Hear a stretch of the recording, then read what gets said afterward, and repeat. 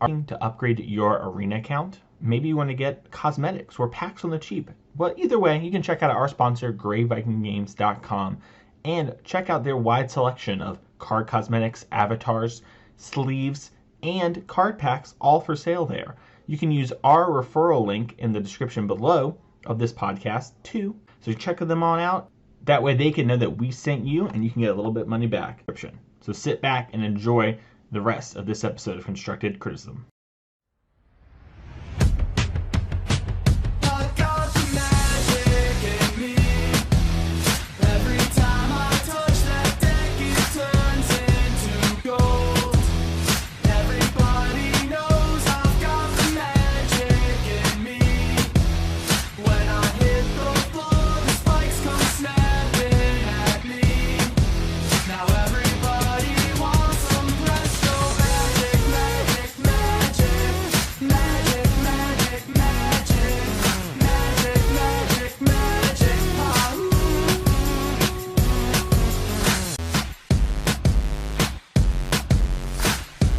Hello everyone, and welcome to a brand new episode of Constructed Criticism.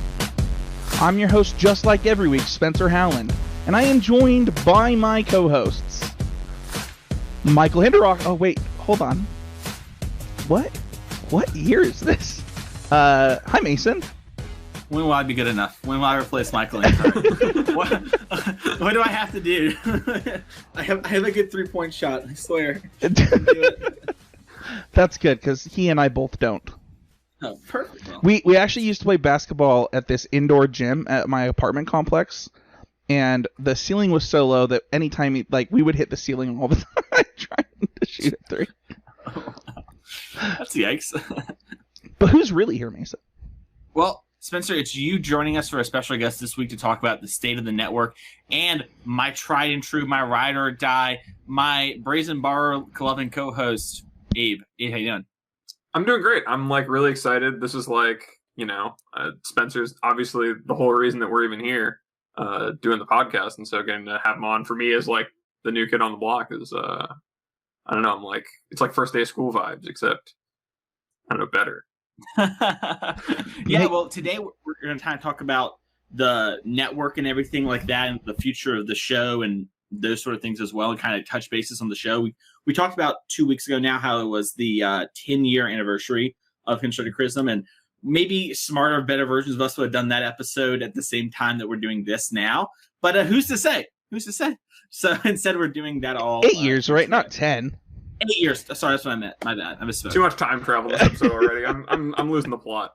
Yeah, the COVID timeline just has me completely and utterly twisted and turned around. I'll tell you what, it's so hard. But yeah.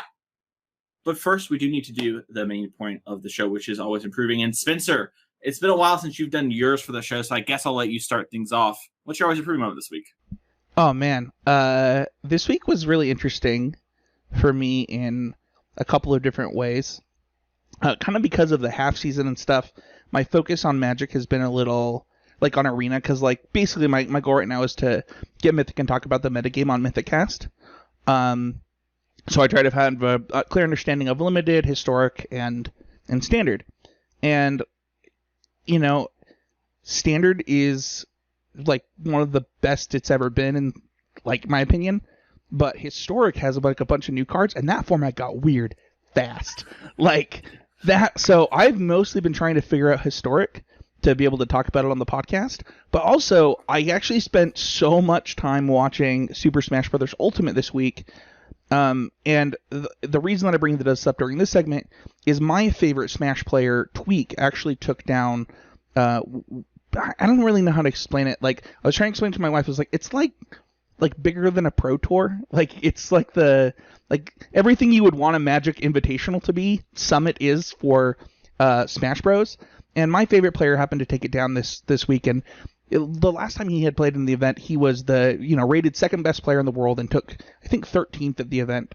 And what happened after he won is he kind of talked about how he used COVID and the year and the downtime to work on a few things. He started reading sports psychology books. He started, he really got into it with his coach, which I think it's Korean DJ.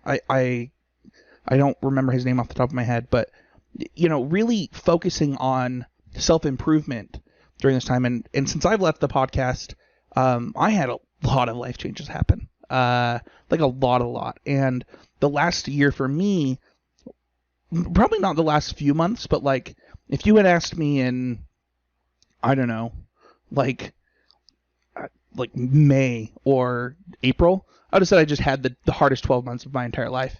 And I also used this time to really kind of change who I was as a person. One of the things that we used to talk about on this show when I was on it was how much I hated Arena Ladder.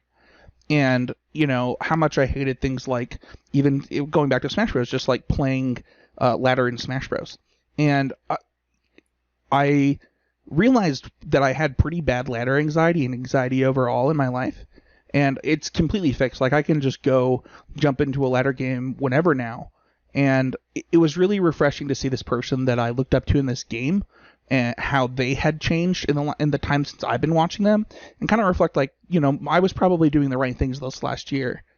And I hope that other people like didn't feel the pressure to like change who they were during quarantine or things like that.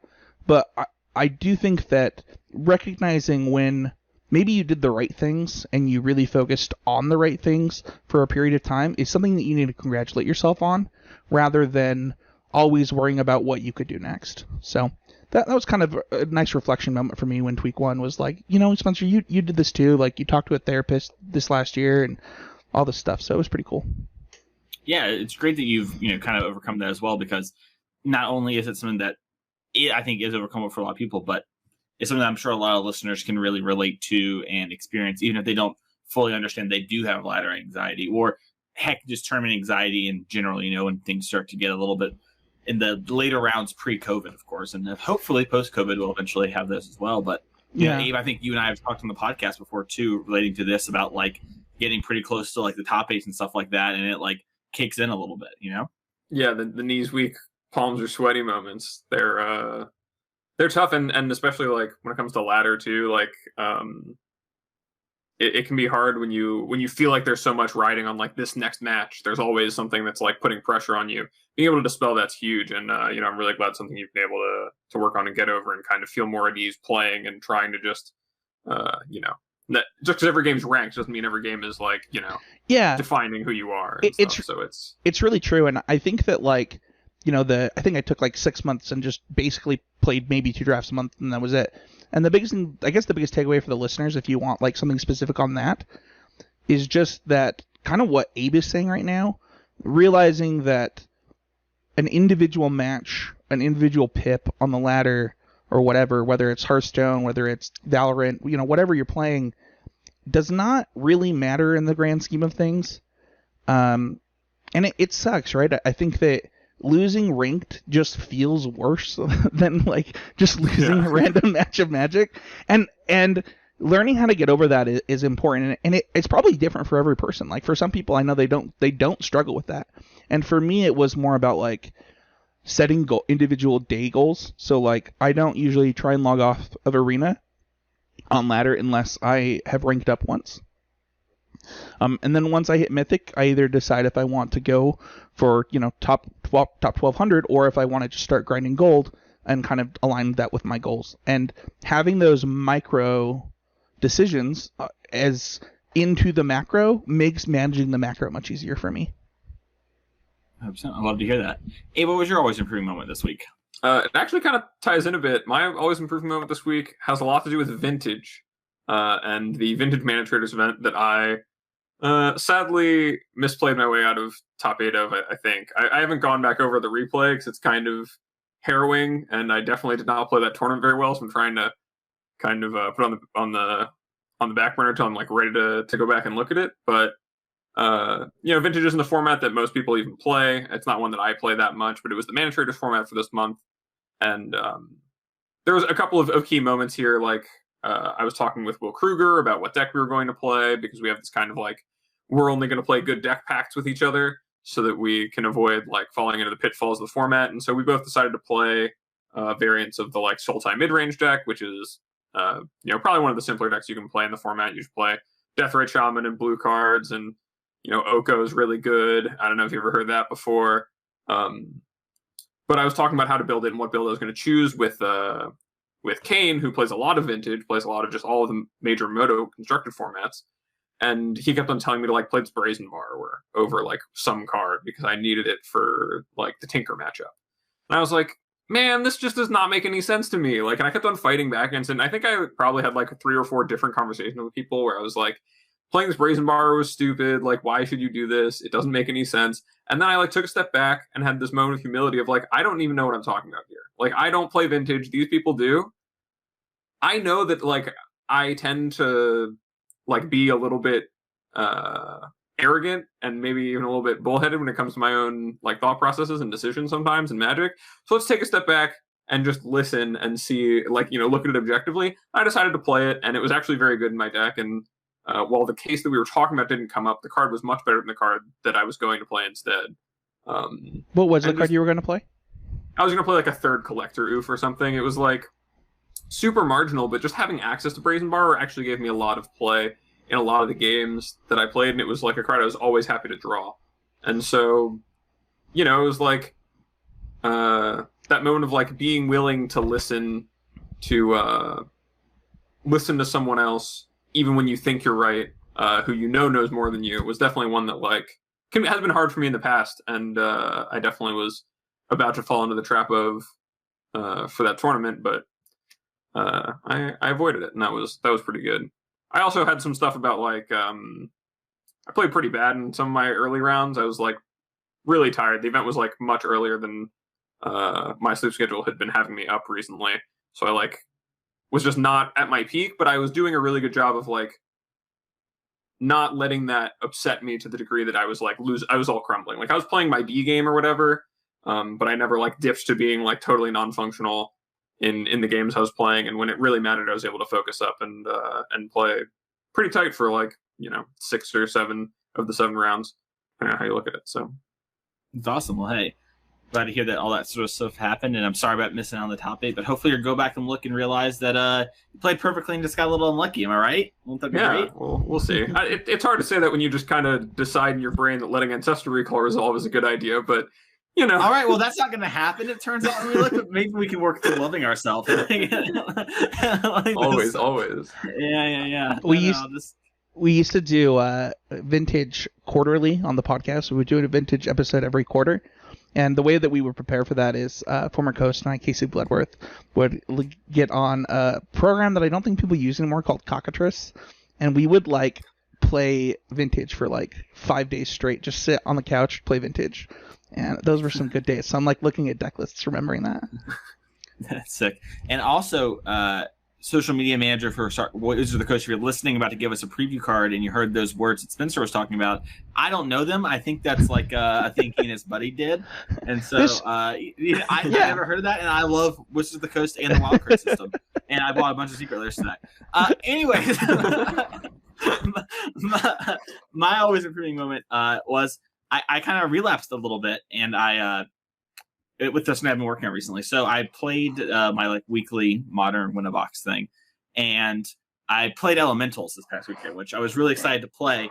But my deck wasn't built well, and by that I don't mean I got a bad deck list or I made some radical change. It was more hey, I don't have all the cards that I need, so I'm going to put some cards in. So, for example, I didn't have the Flamekin Harbinger. I didn't have my Companion. Which was really funny. I played the Elemental Mirror, and he's like, "Are you 5-color Niv?" And then I played an Omnath. He's like, "I still don't know," because it's nothing happened in the early games.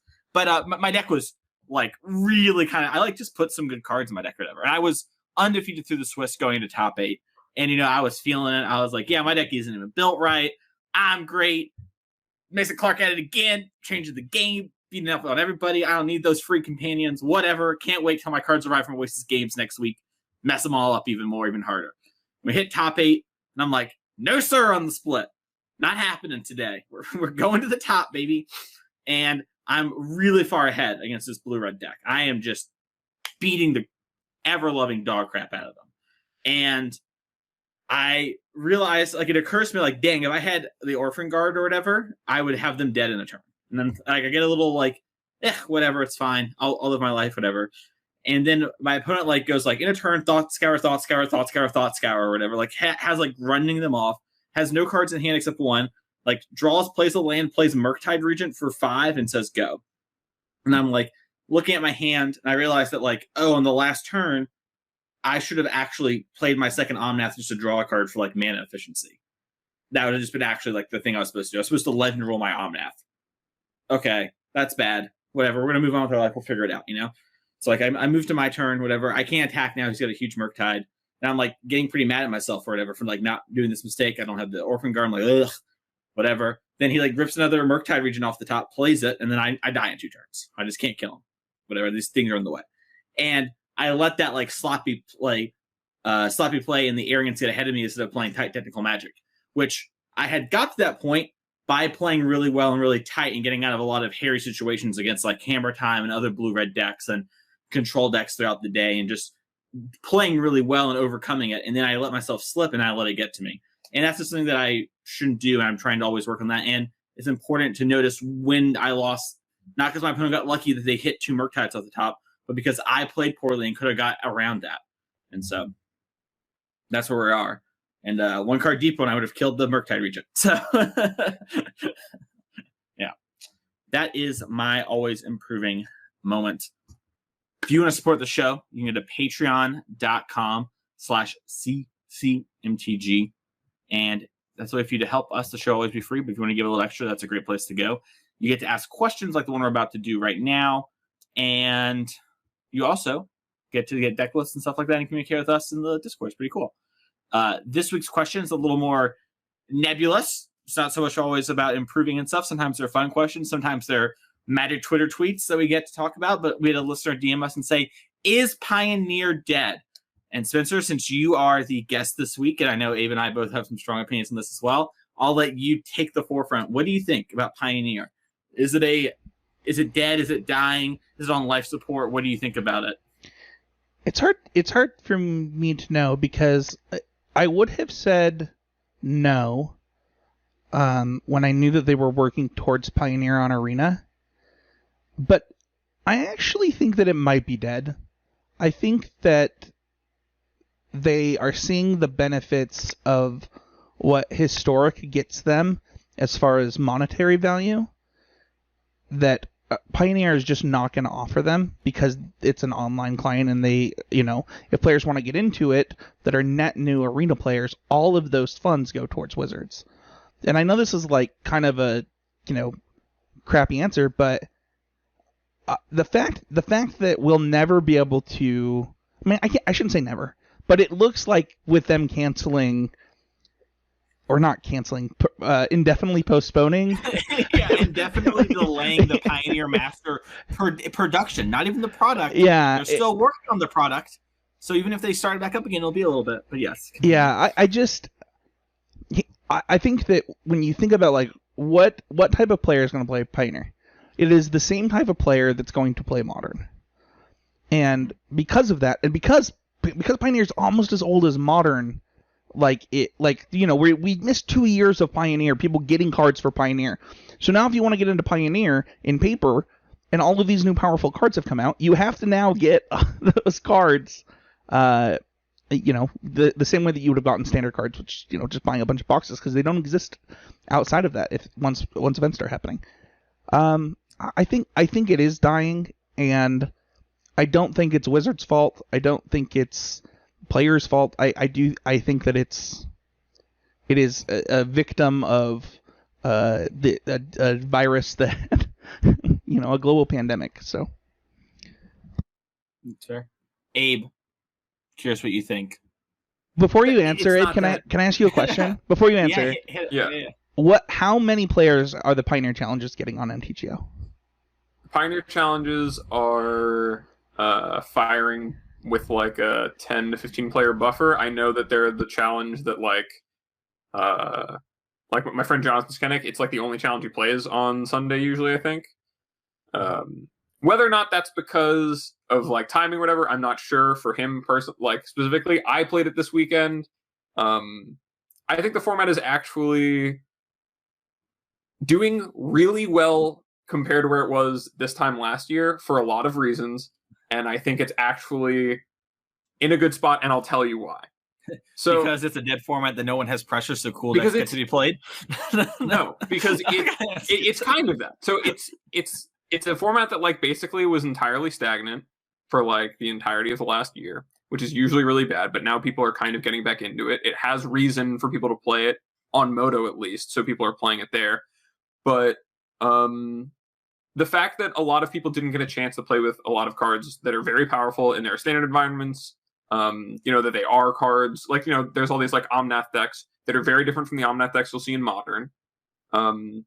Like there's a lot of things going on in the format that as long as it is treated like a paper product and a paper format, I think give it a lot of room to breathe, and I would not come close to calling it dead. I think that the issue that you brought up about the fact that people don't have the cards and it's going to be very hard to access them is going to be very fixable if Wizards desires by putting together a Pioneer supplementary product of like, cards over these last like year and a half that we've missed.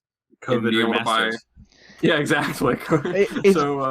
It's funny because allegedly the cards sold, like boxes sold really well still outside of like the LGS. Like Amazon box, like Amazon sold a ton of boxes. It just means that it went to 1 collectors and 2 commander players that, probably just have a big pile of who knows what in there. I'll just say, to Pioneer's credit, there has been more innovation and more new decks popping up in the last like 3 weeks in that format than there have been in the last like 6 months before it.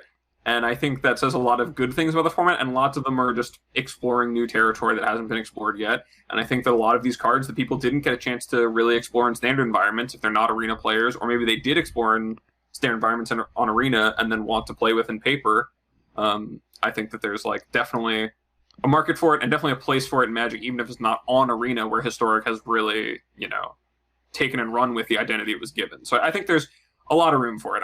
When I started playing Magic, Extended existed. I never knew what an Extended deck looked like or what it was, or like what the format was like. But That's if too people bad. played it, and it had a PTQ season, and even when it was bad, up until it was replaced by Modern, I don't think anyone called it dead until it was like, well, everyone's just going to play the same decks they're playing in Legacy with Stoneforge, and then these like blue cards, and like it's just gonna be broken decks fused together, and no one's going to want to play. So then they made Modern. So I think that Pioneer's still got a long way before I call it dead. It is still in trouble, though. It will need some support. I think it is on life support right now. And I think the reason Pioneer... And I have...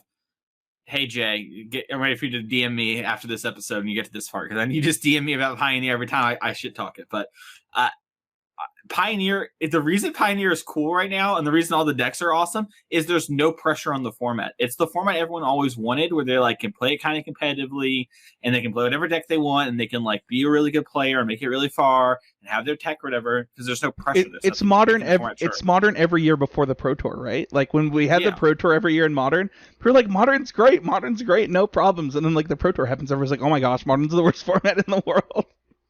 Yeah, there's just no pressure.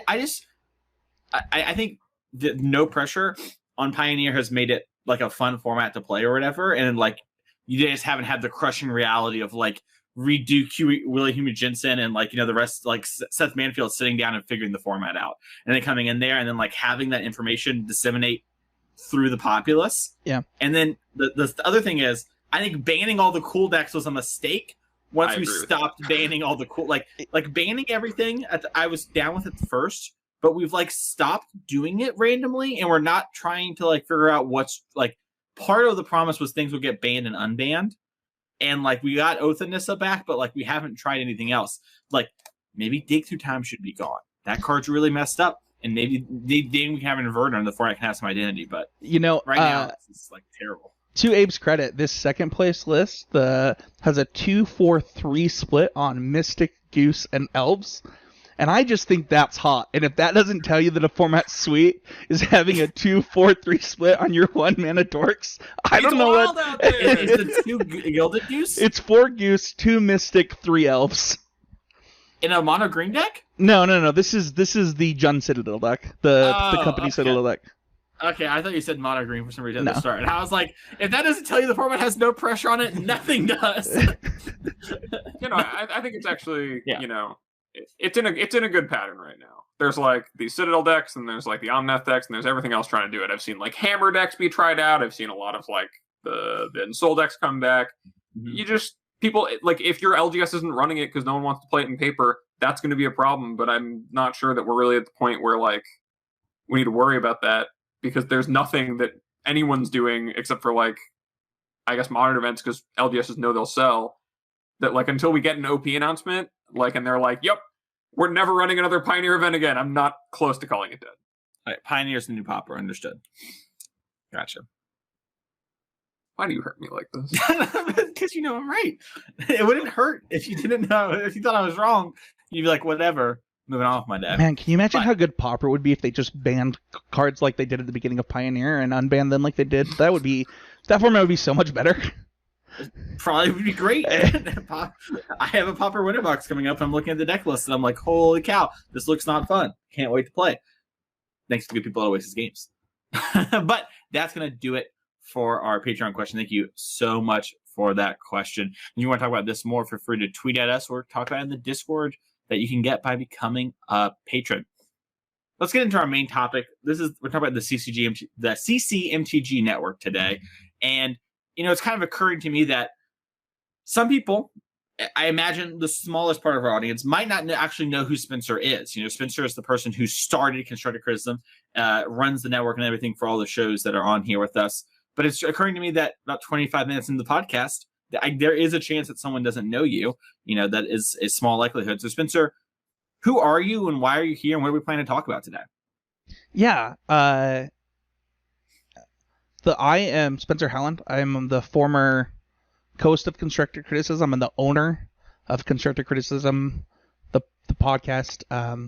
My last episode was episode 314 or 312, something like that. And I'm a Magic the Gathering player. I started playing like FNMs around the time that Worldweight came out. I started playing PTQs. I want to say after Mirrodin Besieged. It might have been a little bit even after that. Played on the Pro Tour at least once. I think once. Played SCGs when they used to come out here. Utah. No, So- there's only ever been one SCG. No, I think there's been 2 SCGs in Utah. That's right. Don't do that again. That's a bad deal. Come to Vegas more though. I like going to the Vegas SCGs. But yeah, I'm a father of 2 kids. Recently had a daughter. She's 2 months old and 2 days today. And yeah, I started. Named after me, right? Yeah, her name is Mesa. Mason. Yeah, that's right. Yeah, I just for the listeners. But yeah, I started Constructed Criticism. What year was it? It was 8 years ago in 2013. Right? That sounds right. And it's funny, like looking back, one of the first things that's in our show notes here is like why in the world would Spencer create this thing? And one of the things that I really liked at the time about podcasts were there were like lots of really popular Magic podcasts, but there were very few Magic podcasts that legitimately tried to help you improve at the game.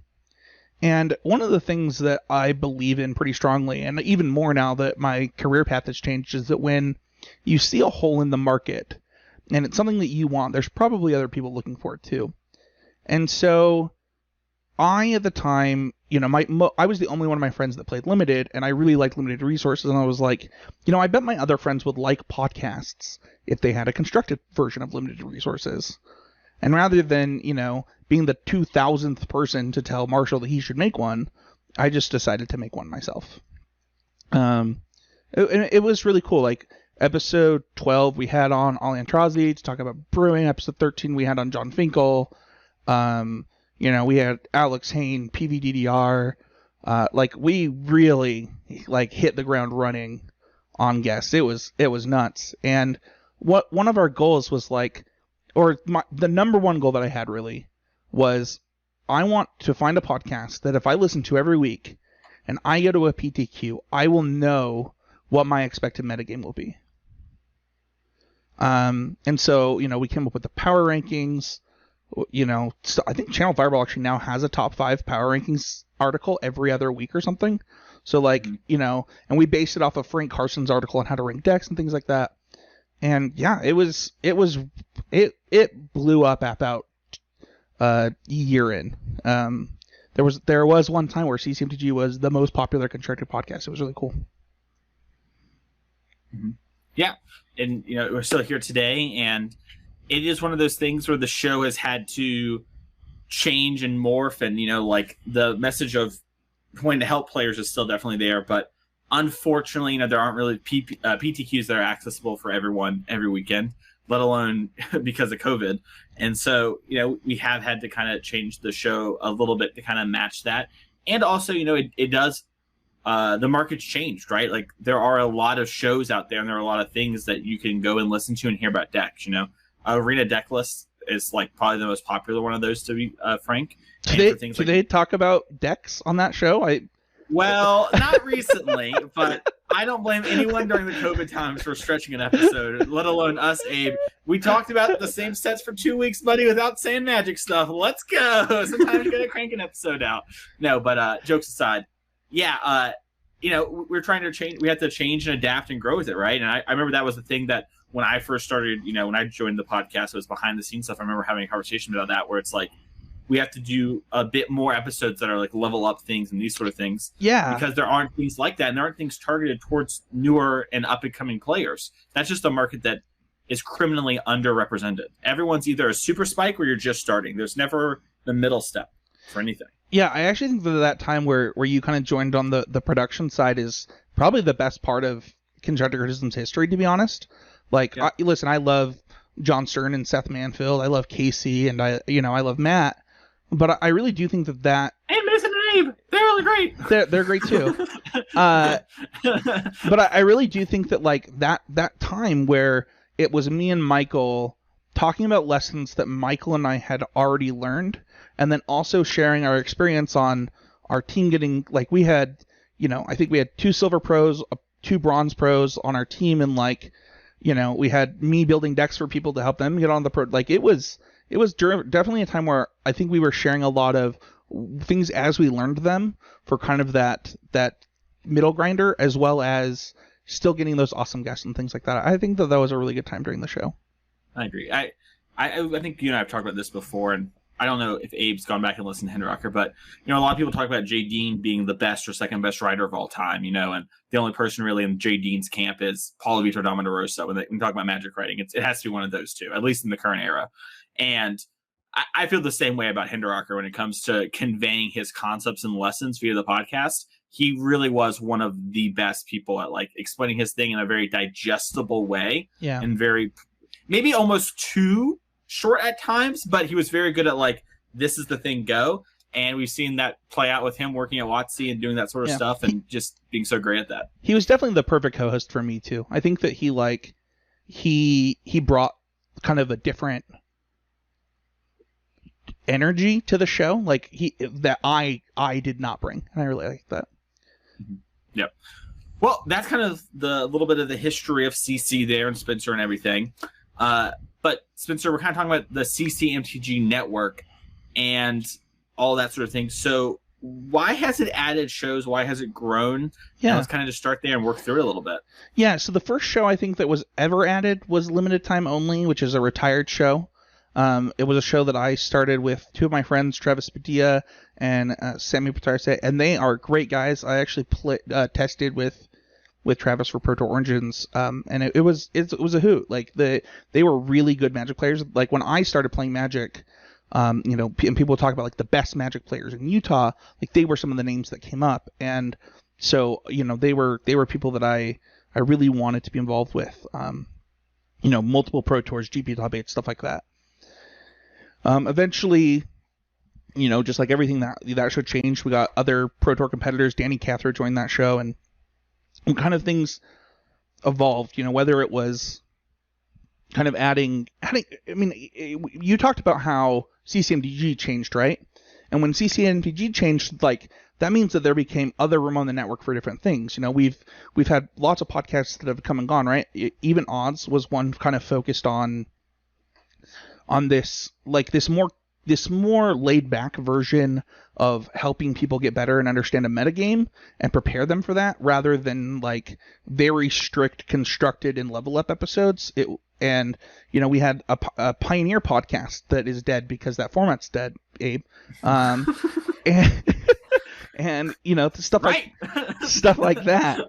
You know, there's been tons of things that, and the reason that you usually add a show to this network, or that I add a show to the network, like for example, I straight up added Common Knowledge because there was no podcast about understanding the Pauper metagame and winning a pop. Like there was none. There was lots of great Pauper podcasts that talked about Pauper, and they were really fun. But like, you could not go and like, if I wanted to jump into a Pauper event, I would. There was not like a thing that I could jump into to do that. So that's why Common Knowledge was created, was for selfish reasons for me, so that I could play Pauper on Magic Online and not feel lost. For example, recently, you know, with the fact that I didn't have time to do limited time only anymore, you know, when the opportunity came up to work with Sam Black, I really jumped on it. And so I think that like the main reason that the network has grown and added shows is just kind of the same reason that this podcast started, right? It's to help the type of player that we're trying to help, the person trying to get better at Magic and learn something.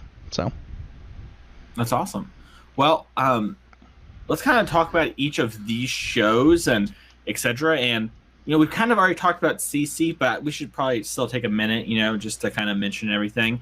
CC is in kind of a weird space. I mean, with the pandemic and everything, we have been, and I mentioned this a little bit, I think in Abe's first episode, we spent about 15 minutes talking about it publicly, where it's like, with the pandemic and the way competitive Magic is and the way you're qualifying, the target audience for that sort of thing is really, it's kind of left high and dry.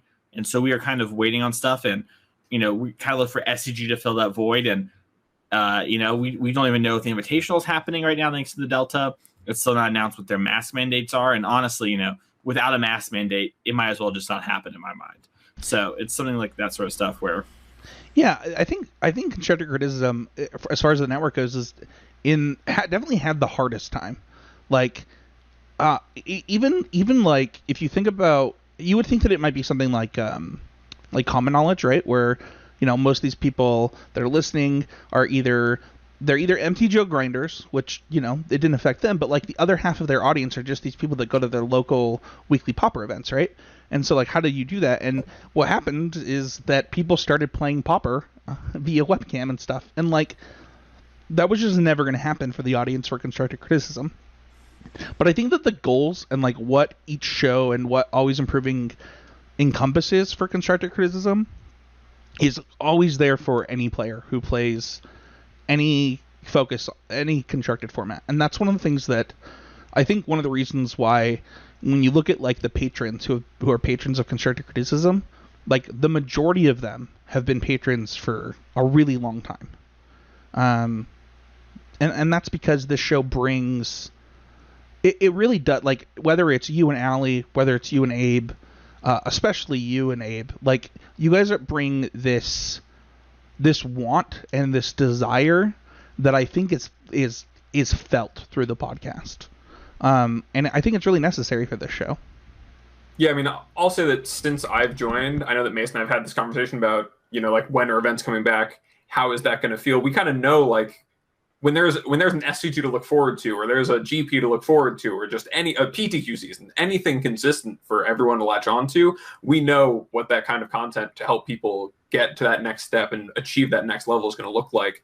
But in the absence of it, you know, we've done a lot of this stuff about card evaluations and, you know, the new sets, and as like what we're learning from them, but finding content that I think has really been able to provide value to the listener in a way that's, you know, for the people we're trying to do this for, the people who want to get better, is something that is really difficult right now. And especially, like, I think the whole network is doing a really good job of finding a way through that.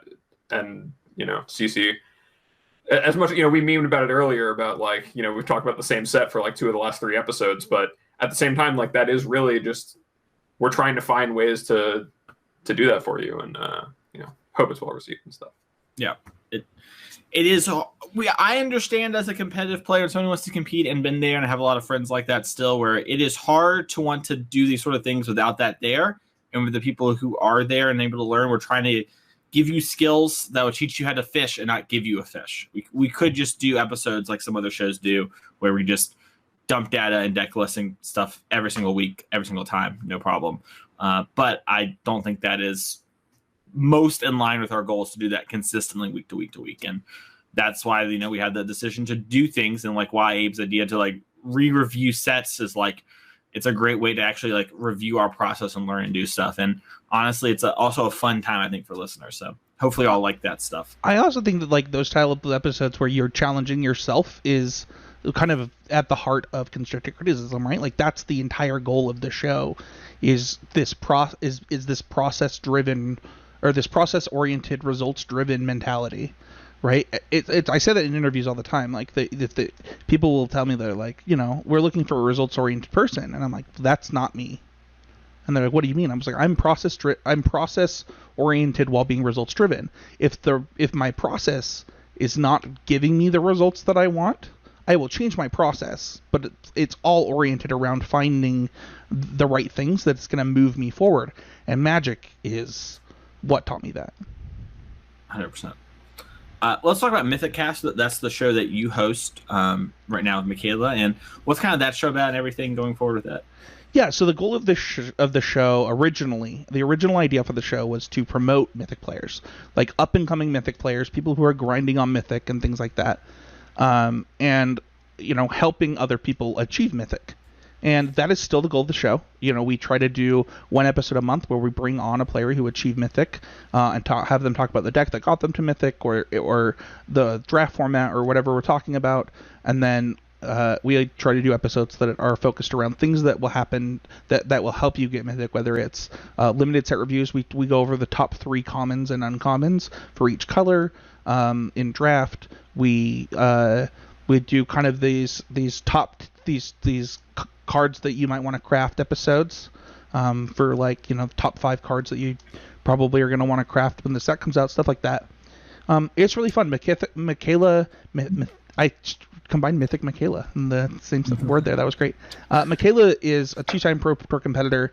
I think she just took, I don't know if it was this VML, but the one before, I think she took second at.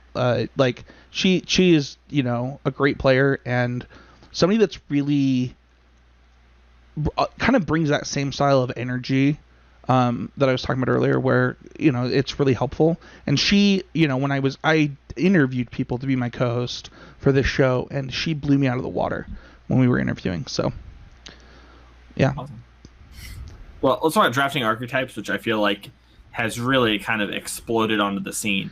It's really funny, by the way, to hear at the LGS, where not everyone knows that I do this podcast thing. Like, I don't, like, it's funny, we talk about always promoting back in the day and stuff like that. Yeah. And like, on like a show, whatever, but I actually just don't. Like, it's like more of a bit than anything. And a lot of people don't know that, I actually think you're like super introverted in real life. Like, super duper introverted, and it does not come across that way on the podcast at all. Yeah, I mean, I'm definitely much more soft spoken and that sort of thing in person. And a lot of people just don't know that Drafting Archetypes is like our sister show or whatever. And I listen to them talk about it, and I'm like, yeah, I know about Drafting Archetypes. Sorry, it's just a fun little. I don't know if we had talked about that, but it's really funny to hear that. I heard it at the 2K that I was at, and I don't expect the people in Knoxville, which is like 4 hours from me in Tennessee, to know it. But it was like, yeah, man, that's my sister show. it was really funny. I was at the pre-release, and people were talking about the episode that Sam did before the pre-release about, he had just done what his thoughts were going to the format thing, and people were talking about it, and it was even weirder for me sitting there, as I'm like, yeah, keep talking about it, please. For like the percentage of that show that I own, I'm just like, yeah, like I want to show it out, but like I feel awkward now. No, Sam had a really good idea. It's really funny because it was actually something that Michaela and I had talked about doing for Mythic Cast. Like when we have a deck that we really like in a format, like just straight up doing an archetype deep dive for limited. And so, yeah, I think that what Sam is doing fits so perfectly into this network, where he is just teaching you when you're in this seat, when you end up in this deck, what are the commons you want? What are the uncommons you want? What gets you into it? You know, where do I think this deck actually sits? How often should you be in here? And like really dissecting that aspect of limited is really perfect for the type of player that's going to listen to Constructed Criticism or Mythicast. Yeah, when you talk about process, it's really hard to get any better than someone like Sam Black. Oh, who's yeah. known especially for his just absolute masterclass of a process that is so untouched by, you know, so many other players who don't see the game in nearly the same light that he does. And he's someone who even prides himself a bit on just not caring about results so much as he cares about refining and honing that process. It's really just such a great fit for the network. Yeah, I think so. And I think that it's crazy to like listen to that show sometimes, because like I'll listen to that show and I'll just be like, this is nothing against anything that you guys are creating or that I'm creating, but like I listen to them like, this is the best Magic podcast. Like, this is it. I couldn't create something like this, Sam. How are you doing this? And it's really impressive. Yeah. We mentioned it here, but I think the thing that is the most impressive or valuable, I would say, in the cast really is, like we said, Sam Black is so different and does approach things so differently. And at least for me, getting to hear that stuff and talk to people who are good at Magic helps me learn a lot. And just getting to learn Sam's thought process about this stuff. And a lot of times, I don't even really draft that much. But getting to like hear his thoughts and everything about that really helps expand my range and my understanding of it. And, you know, even if you don't draft a whole lot, I highly suggest if you have at least a bit of understanding of the cards. If limited GPs come back and you have a GP trip, like, I cannot express, like, just, even if you never play limited, you should just go to a limited GP, put on his episodes for these archetypes on your drive up or whatever. Like, they're only 30 to 45 minutes, and you will have an understanding of what the archetypes in that format look like by the time you get to the Grand Prix. I agree. Homeward Path. Yeah, so this one's the most different show on the format, and one of the reasons that I wanted to be a part of this show was kind of its premise in twofold. One, I really liked the idea of this father doing a podcast in the time that he had it, which was on his like drive home from work. And, you know, trying to focus on doing everything that he could as a dad to get better at Magic the Gathering in the time that he has. You know, not all of us have the time or the resources to put in as much work as we want. And so him just cataloging his journey as an MTG dad and trying to give advice to other MTG dads for here's what worked for me, here's what didn't work for me, here's where I learned from this, was really interesting to me. And I think that Adam has changed the most. I actually think Adam has improved the most as just a podcaster of the podcasters on the network. And, you know, he's really taken Always Improving to heart in trying to refine himself as a podcaster.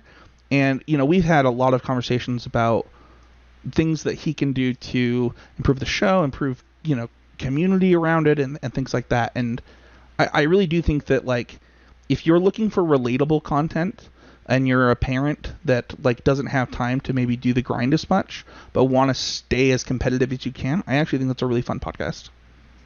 Awesome. And then Common Knowledge. Yeah, I think this is the best Pauper podcast out there, and I don't think it's close. I think it just has the most, you know, listeners of any Pauper podcast at this point. And I think the reason for that is we have had I've gotten really lucky. Really lucky with the hosts. We had a whole host change recently, and you know, one of the things that I really wanted when I started this show was I wanted somebody who was focused on the competitive side of Pauper and somebody who was focused on the brewing side of Pauper. Somebody who wanted to understand the metagame and just win, and somebody who wanted to, you know, break barriers and change things. And I think that right now with Brad and Christian, you get the same thing that you got before on this show, and it's really good for like, they have an amazing editor too. They are trying to help you get better at Magic in the most affordable way possible, which is Pauper. So like, if you are looking to get into Pauper, you want to start playing those Pauper challenges, which I recommend. I think Pauper is, while not in a great place right now, whenever Pauper is good, it's like one of the best Magic formats. So yeah. Awesome. So what's next for the network? What can we be expecting? Yeah, so I kind of talked about how I took kind of a break from Magic, and in that I also took a break from, I used to do a weekly video with, whether it was Mason or Matt Kling, called Constructed Clash. I then also did a weekly deck tech, and I think that is right now where the future is like more of those style of videos. Probably not adding. We have a really good, podcast group. Like, as far as like, if you're looking for a network of podcasts, I think there's something for everybody here. And so kind of what's next is finding ways to add value to the current roster of podcasts, whether that's like, doing a video series with like hosts talking about like what they've learned or something like that. But like that video content, that, in all honesty, I think that Smash has changed my mind a lot about what Magic content is missing. Like, Magic content is mostly articles. It almost like by default, it's crazy. And for what I think is the most consumable right now for people is video and audio. And so I think the natural progression for this, even though we tried to do articles for a long time on constructedcriticism.com, we had 5 writers at one point. I think the next thing is probably video stuff. Sure. Awesome. Well, that's pretty exciting. And kind of the question that gets asked a lot is, are the events coming back? I believe that there will be events, whether it is from Constructed Criticism or from Heezy Game Media. There will be more Magic events that will come. I have 2 kids, and I don't know if anybody's tried to single-handedly run an event in a Discord all by yourself, even with just like 25 people.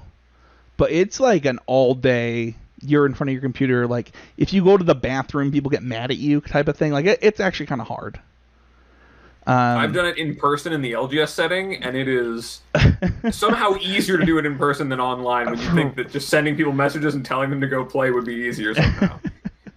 Yeah, there will be events. That is the question I get a lot, and I think that it was really cool when we were doing those CCMTG opens, with Oasis games. A lot of people told me they were just their actual favorite Magic events, right? And it's hard not to just love a Magic event that's free, that you paid out like, a bunch of money in. But I don't know. I think that a huge reason for that is like the people that came to it were typically people who had the same goals as you, and I don't know. I think that that's why they were fun. So if I do it again, I'm gonna want to do it where people feel like they can come and figure out where they're at in Magic, and stuff like that. Well, hey, if you need to figure out the prize payout thing, I know some guys at a place called Outside Esports. I'm sure they can help us out. Is it Outside Esports that you're thinking of, or are you talking about sorry, Insight. Sorry, I get this. Insight. They launched a new brand recently, Outside Esports. Yeah. Outside Did they Esports. actually? Yeah. No, that's a joke. Oh, I was like, whoa. Yeah, I was gonna say, we can call up Chipotle too if you want. Yeah. Get those Chipotle sponsorships rolling in. We'll get those events going. I do think that there's a hole in the. It's funny because, like, I think last week I know that you guys. I know Mason doesn't listen to podcasts very much anymore, but like, they were talking about how, there's no place for anybody other than CFB channel or Star City Games or Arena deck lists or Wizards to run events, and I just don't agree. Like, I think that Magic players will come if you give them an event that's worth playing in. We had over 100 people for a free event that gave out like, $500 in store credit to Oasis games. So like that's just not true. You just have to not be a scumbag and steal people's money. Yeah. Yeah, that makes it a little harder.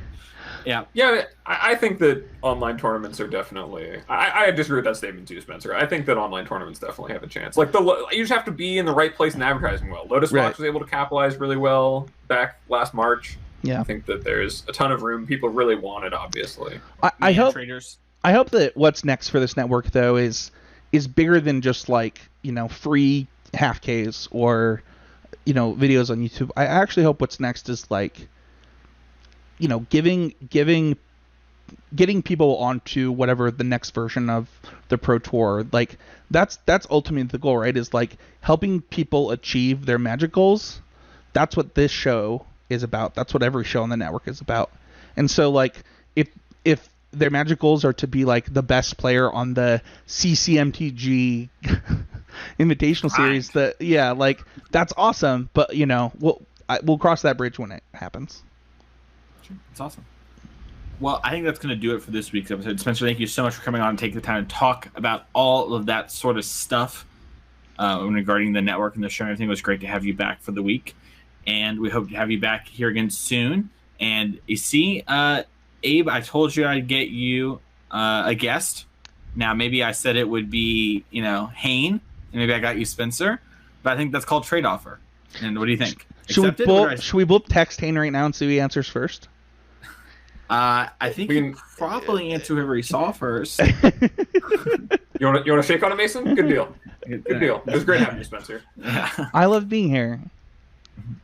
Well, if you want to find Spencer, you can find him each and every week on Mythic Cast, which is on the Constructed Criticism Network. Some of you, when you subscribe to podcasts, you might be subscribed to the network, which means you're going to be getting all the podcasts that we talked about today, since you're feed directly, and you probably know. But some of you might be subscribed just to Constructed Criticism feed, in which case those other shows might have been a bit of a surprise to you, especially if you're a newer listener. And so you can check out all those shows there, and you can find Spencer each and every week on Mythic Cast, and you can find him on Twitter at Spencer13H. Just like you can find Abe at More No Things and me at Mason E. Clark. And you can find me each and every Thursday at cardkingdom.com. They hired me for another year. They gave me a raise. Idiots. I have so many memes ready. I'm just going to cash in. They just made a mistake. I got to do a Splinter Twin tier list last year and an Omnath obituary. I have so many dumb things ready for this next year. You cannot get ready. So make sure to check all that stuff out. And we'll see you next week for another episode of Constructive Criticism.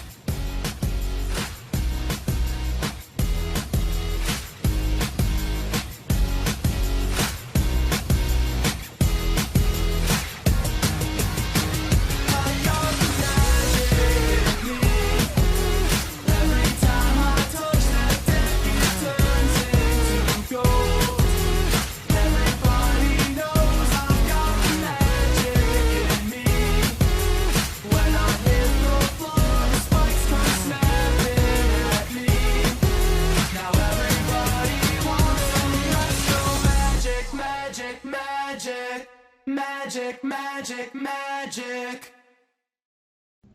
Are you looking for that newest single to complete your deck? That missing piece the card just can't seem to find anywhere else?